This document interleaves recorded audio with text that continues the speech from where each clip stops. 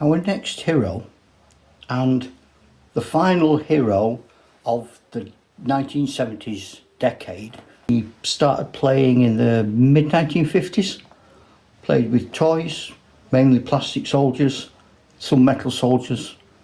Nobody painted them, scale didn't matter, mixed match of periods and types. Over time, perhaps 12, 13, he became interested in chess. He started to codify the very simple rules and dice throws he was making with his friends. He started to want more realism. And so we read things like Kriegspiel and played Kriegspiel. And over time, he developed interests. He played Napoleonic, he played medieval, he played ancient. From the 1950s through to the early mid-1960s, Gary played soldiers. And then he did what a lot of us did in the middle 60s, early 70s. We played games by post. So I remember fantasy football right up through to the 80s. And you'd get your team and you'd work out your stats and you'd send it off to an umpire. And a week later, he'd send all the results. And there was chess, Risk, diplomacy, all done by mail.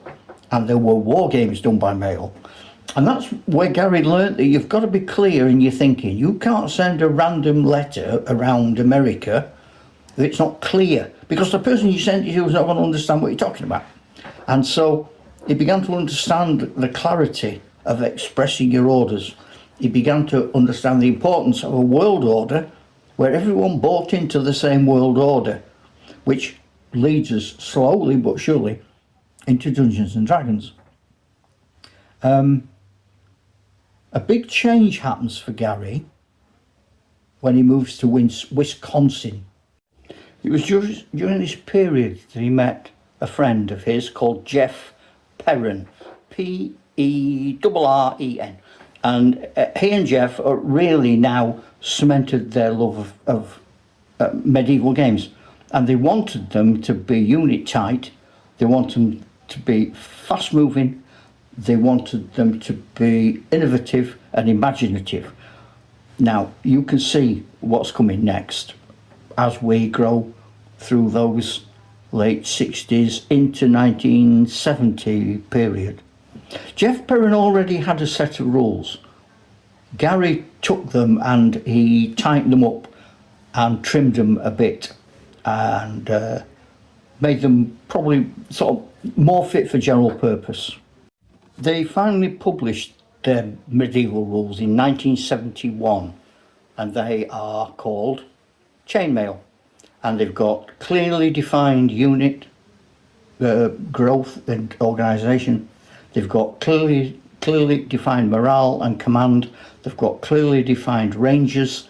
They've got clearly defined mass battle structures. But very quickly, after 71, they want to begin to introduce the heroes. And the heroes come in the shape of commanders. And by hero I also include anti-hero. So the people that weren't the great unwashed, me and you, you know you are. Don't know, Packina, you know you're amongst the great unwashed.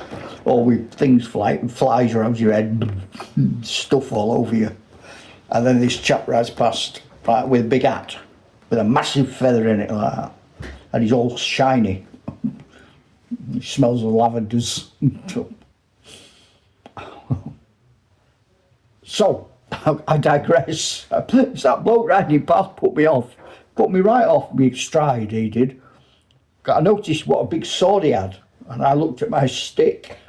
I thought, I've slipped up here.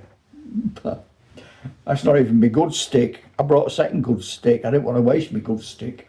What am I rambling on about? Oh, I know. So, gradually by the middle of 70s, 76, Gary and this group are beginning to experiment with fantasy. They begin to drop in the occasional fantasy element into their medieval games. That I do it with my Arthurian game, Sir Gawain and the Green Knight, that sort of stuff, and it fits very nicely. And you can pop in a dragon if you're in Wales.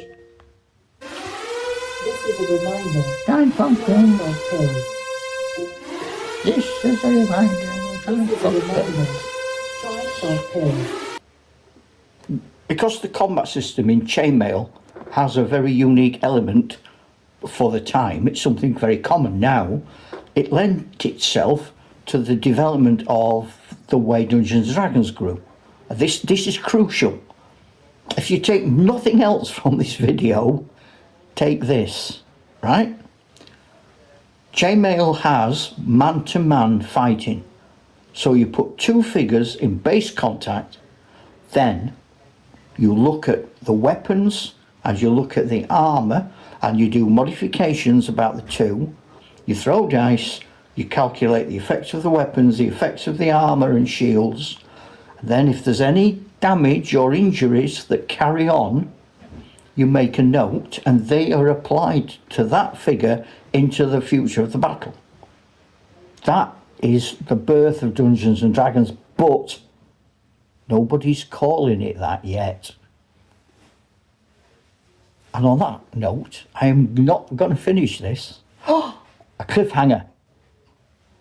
Because I'm going to do a separate video just about the growth of Dungeons and Dragons. And it won't be under this Heroes of Gary Gygax doings. It'll be on its own in the Dungeons and Dragons section of our regularly broadcast programmes.